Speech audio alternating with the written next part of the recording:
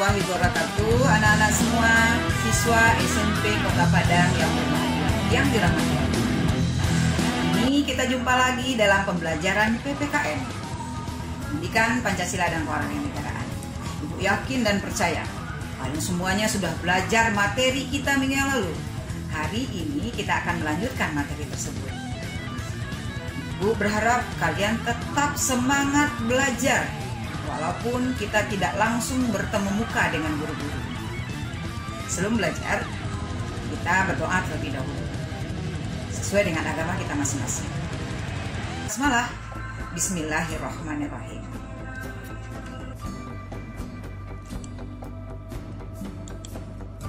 Perumusan dasar negara dalam sidang panitia 9. Kompetensi dasar 31 menganalisis proses perumusan Pancasila sebagai dasar negara. Sedangkan indikatornya adalah mendeskripsikan perumusan dasar negara dalam sidang panitia 9. Kita masuk ke materi pertama, yaitu pembentukan panitia 9. Pembentukan panitia 9 ini sudah kita singgung dalam pertemuan sebelumnya, di mana kita sudah membahas bahwa sidang BPUPKI yang pertama dilaksanakan pada tanggal 29 Mei sampai dengan 1 Juni 1945.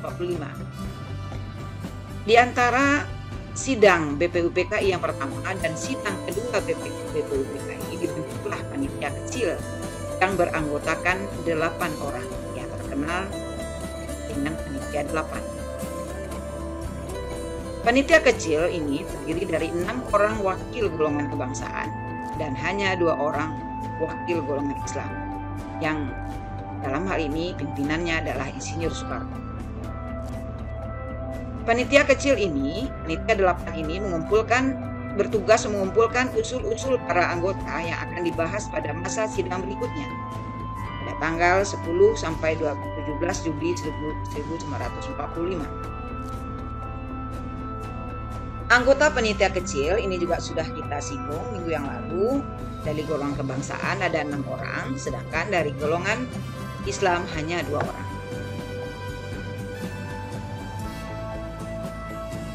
Dalam rangka menyeimbangkan jumlah anggota panitia kecil antara golongan kebangsaan dan golongan Islam agar sama banyak jumlahnya, maka di akhir pertemuan tersebut Insinyur Soekarno mengambil inisiatif membentuk panitia kecil yang beranggotakan 9 orang yang akhirnya dikenal dengan panitia 9.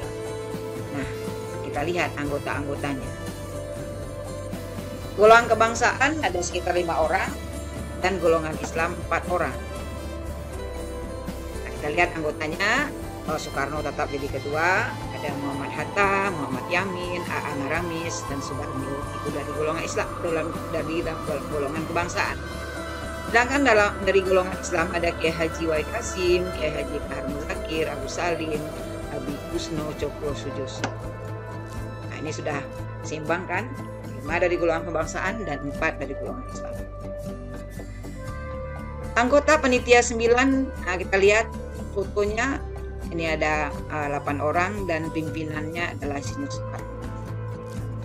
Nah, ini kita lihat Jalan Pegangsaan Timur 56 Jakarta. Ini adalah rumah Insinyur Soekarno dan ini sangat bersejarah bagi kita di dalam sejarah perjuangan kemerdekaan Indonesia. Nah, kita lihat ya. Rapat panitia 9 yang diadakan pada tanggal 22 Juni 1945 itu diadakan di rumah Insinyur Soekarno ini. Jalan Pegangsaan Timur nomor 56 Jakarta. Jadi tugas dari panitia 9 ini menyelidiki usul-usul mengenai perumusan dasar negara yang nantinya melahirkan konsep rancangan Undang-Undang Dasar 1945. Naskah mukadimah yang ditandatangani oleh 9 orang anggota panitia 9 ini merupakan hasil dari sidang panitia 9. Nah, naskah ini akhirnya dikenal dengan Piagam Jakarta atau Jakarta Charter. Nah, ini dia Piagam Jakarta yang disahkan pada tanggal 22 Juni 1945 oleh Panitia 9. Nah, kita lihat perbedaannya dengan pembukaan Undang-Undang Dasar 1945 yang sekarang. Dua yang bercetak tebal. Ketuhanan dengan kewajiban menjalankan syariat Islam bagi pemeluk-pemeluknya. Alinea keempat. Nah, kita lanjut ya. Naskah Mukadimah tersebut dibicarakan dalam sidang BPUPKI yang kedua tanggal 14 Juli 1945. Kenapa dibicarakan nantinya?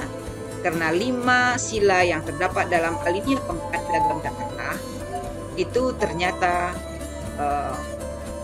bermasalah karena Indonesia bukan hanya satu agama saja, tapi terdiri dari bermacam-macam agama. Inilah yang akan disidangkan pada sidang BPUPKI yang kedua.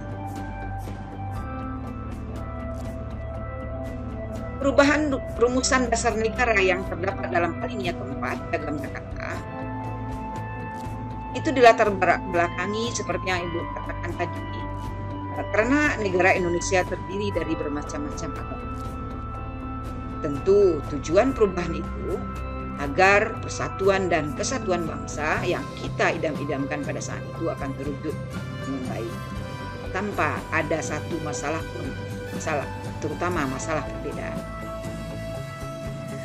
Akhirnya, ketuhanan dengan kewajiban menjalankan syariat Islam bagi pemeluk-pemeluknya, itu ada 7 kata kan?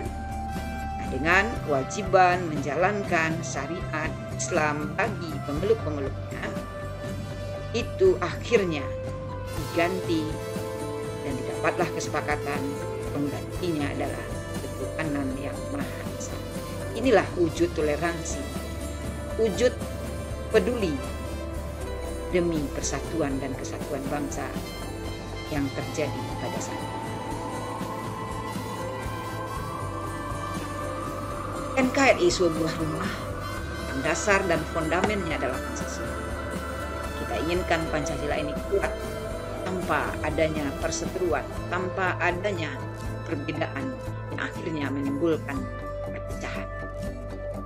Ibarat sebuah bangunan tanpa pondasi yang kuat tentu tidak akan berdiri dengan kokoh bangunan tersebut. Oleh karena itu, dasar negara sebagai pondasi harus disusun sekuat mungkin sebelum suatu negara itu berdiri. Baiklah anak-anak semuanya, kita sampai ke aktivitas siswa. Setelah kita mempelajari materi tentang perumusan dasar negara dalam sidang Panitia 9, hafalkanlah teks Piagam Jakarta dengan sungguh-sungguh. Karena Piagam Jakarta ini adalah cikal bakal dari pembukaan Undang-Undang Dasar Negara Republik Indonesia tahun 1945. Ada perubahan 7 kata saja. Setor hasil hafalan tersebut ke guru masing-masing. Selamat belajar anak-anak semua. Semoga kalian semua sukses capai cita-cita dan mencapai hasil terbaik. Demikianlah pembelajaran kita hari ini. Terima kasih atas partisipasi kalian dalam pembelajaran dari awal sampai akhir. Alhamdulillahirabbil alamin. Billahi taufik wal hidayah. Wassalamualaikum warahmatullahi wabarakatuh.